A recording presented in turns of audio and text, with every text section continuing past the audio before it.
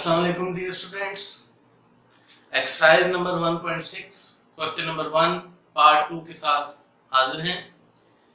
आज हम part number 2 को सॉल्व करेंगे। पहले हम मैट्रिक्स इन्वर्जन मेथड से इसे सॉल्व करेंगे और फिर इसको क्राइमर रूल से सॉल्व करेंगे। चलिए तो क्वेश्चन को स्टार्ट करते हैं। जैसे कि स्टूडेंट्स आप देख रहे हैं क्वेश्चन में हमें गिवन है 2x + y = 3 और सेकंड इक्वेशन है 6x + 5y = 1। सबसे पहले हमने क्या करना है कि हमने x और y के जो कोफिशिएंट्स हैं उनको लिख लेना है मैट्रिक फॉर्म में।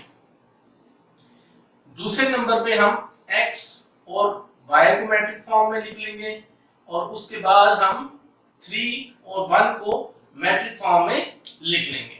इनको हम नाम दे देंगे। जो कोफिशिएंट मैंने x और y के लिखे थे उसे मैं मैट्रिक A का नाम दे रहा हूं। x y वाले मैट्रिक को मैं कैपिटल X का नाम दे रहा हूं और इनको मैं B का नाम दे रहा हूं। तो हमारे पास इक्वेशन क्या बनेगी? Ax = B, x = A inverse B। जी तो स्टूडेंट्स हमने सबसे पहले क्या मालूम करना है? हमने A का इनवर्स जो है वो मालूम करना है। तो चले A इनवर्स मालूम करते हैं। इनवर्स का हमें पता है कि ये इक्वल होता है adjoint of A our A determinant. तो सबसे पहले हम A डिटर्मिनेंट मालूम करते हैं। A डिटर्मिनेंट हमारे पास क्या आएगा? फाइंड आउट करते हैं। 2 5 से मल्टीप्लाई होगा 10, दरमियान में माइनस साइन, 6 1 से मल्टीप्लाई होगा 6। सॉल्व किया तो ये हमारे पास 4 आ गया। Not equal to 0, it means A is non singular, A is non singular, so A inverse exists।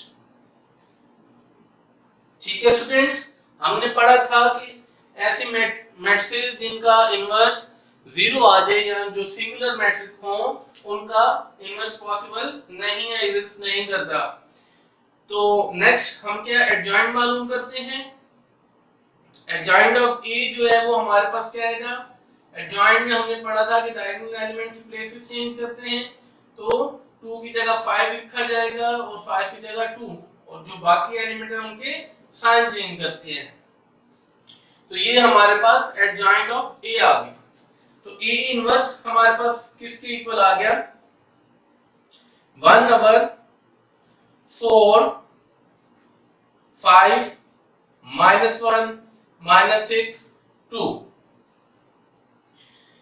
जी तो स्टूडेंट्स हमारे पास जो इक्वेशन थी वो थी x = A inverse B।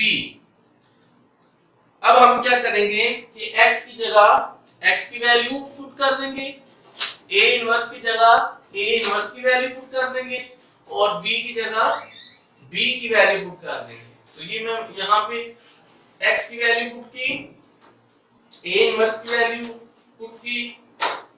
Next step में B की वैल्यू पुट कर दी। अब हम इसे सॉल्व कर देंगे।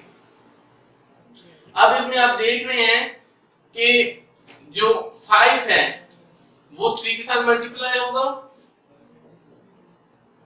5 3 15 -1 और 3 6 18 +2।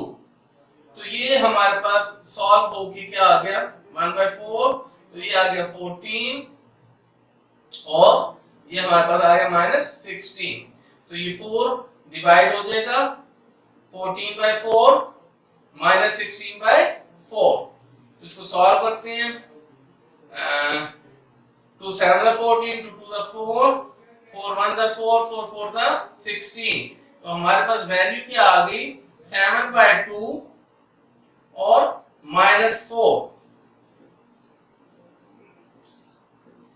तो ये आप देख रहे हैं कि ये इक्वल मैट्रिसेस हैं, तो x किसके इक्वल है 7/2 के, y किसके इक्वल है -4 के। तो x की वैल्यू हमारे पास है 7/2 और y की वैल्यू है -4। जी तो स्टूडेंट्स ये हमने पार्ट 1 को इन्वर्जन मेथड से जो है वो कंप्लीट कर लिया। उम्मीद करता हूं कि आपको ये तमाम जो स्टेप्स हैं वो समझ आए होंगे। नेक्स्ट अब हम इसी पार्ट को क्राइमर रूल की मदद से सॉल्व करेंगे।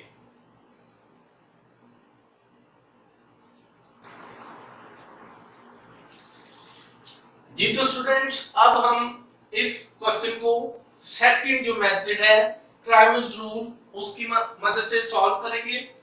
तो सबसे पहले हमने क्या मालूम करना है कि हमें पता होना चाहिए कि x की वैल्यू किसके इक्वल है। वो हमने पढ़ा था कि वो है ax और a डिटरमिनेंट के इक्वल, और y की वैल्यू जो है वो है ay का डिटरमिनेंट और a डिटरमिनेंट के इक्वल।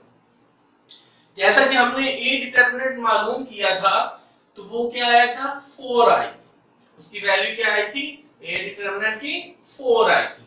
अब हम क्या करते हैं कि हम ax मालूम करते हैं, और ax के बारे में हमने क्या पढ़ा था कि जब हमने ax की वैल्यू मालूम करनी है तो हम x की वैल्यू को छोड़ देंगे, उसकी जगह हम ये जो b की वैल्यू है इसको लिख लेंगे, यानी ये 3 और 1 लिख लिया x की वैल्यू की जगह, और y की वैल्यू एज इट इज जो है वो लिख ली जाएगी, और इसका हम डिटरमिनेंट ले लेंगे। 3 5 का 15 -1, तो ये हमारे पास आ गया 14। ax का डिटरमिनेंट क्या आ गया 14। ऐसे ही हम ay का डिटरमिनेंट मालूम करेंगे। उसके लिए हम क्या करेंगे कि हम y की जो वैल्यू a डिटरमिनेंट में लिखी हुई है इसको लेफ्ट कर देंगे, और उसकी जगह b की वैल्यू जो है उसको लिख लिया जाएगा, और इसका डिटरमिनेंट मालूम कर लिया जाएगा। तो ये हमारे पास देखिए 2 1 2 दरमियान में माइनस आए, 6 3 18, तो इसे सॉल्व किया तो ये हमारे पास आ गया -16। जी तो स्टूडेंट्स आपने देखा कि हमने a डिटरमिनेंट जो पहले से मालूम किया हुआ था उसे मैंने लिख लिया, और फिर हमने ax डिटरमिनेंट मालूम कर लिया। उसमें हमने क्या किया x की वैल्यू को लेफ्ट कर दिया, जो a में लिखनी थी जो 260 उसकी जगह हमने b की वैल्यू लिख ली 3 1, और y की वैल्यू एज इट इज लिख ली और उसका डिटरमिनेंट मालूम कर लिया जो कि हमारे पास आया 14। इसी तरह जब हमने ay का डिटरमिनेंट मालूम किया तो हमने क्या किया y की वैल्यू जो थी 1 और 5 उसको लेफ्ट कर दिया और उसकी जगह 3 1 b की वैल्यू लिख ली और उसका डिटरमिनेंट मालूम कर लिया। अब हम क्या करेंगे कि हमें जो रिक्वायर्ड था x, या देख रहे हैं कि ax ऊपर क्या आ गया ax का डिटरमिनेंट 14 आ गया, a डिटरमिनेंट 4 आ गया। सॉल्व कर लेते हैं, 2 7 का 14 2 2 का 4, तो x की वैल्यू हमारे पास आ गई 7/2। इसी तरह y की वैल्यू मालूम कर लेते हैं -16 over 4, 4 1 का 4 4 4 का 16, तो y equals to -4। तो ये हमारा जो सॉल्यूशन है आंसर है वो आ गया। हमने यही x और y की वैल्यू जो है वो मालूम करनी थी। इसके साथ हमारा क्वेश्चन नंबर 1 का पार्ट 2 जो है वो कंप्लीट हो गया। उसको हमने मैट्रिसेस इन्वर्जन मेथड से भी सॉल्व किया और क्राइमर रूल से भी सॉल्व किया। उम्मीद करता हूं कि आपको ये क्वेश्चन समझ आया होगा। नेक्स्ट वीडियो तक के लिए अल्लाह हाफिज।